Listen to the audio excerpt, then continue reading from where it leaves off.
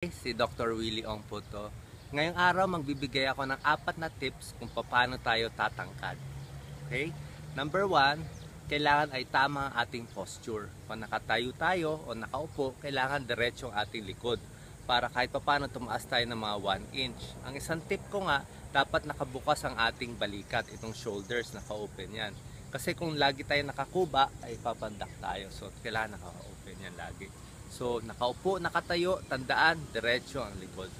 Pangalawa, sa pagkain. Kailangan natin uminom ng gatas. Ang gatas kasi may calcium, may protein, may vitamin B. Kailangan niya ng buto natin para tumigas.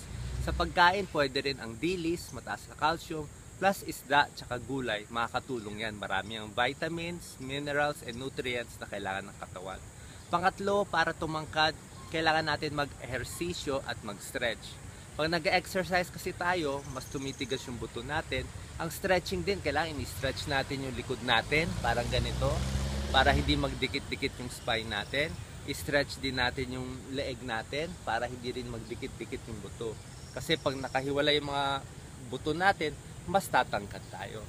At ang huling tip, napakahalaga, kailangan matutulog ng maaga. Kung matutulog kayo ng alas 8, alas 9 ng gabi, maganda yan kasi gagawa ng growth hormones ang ating katawan.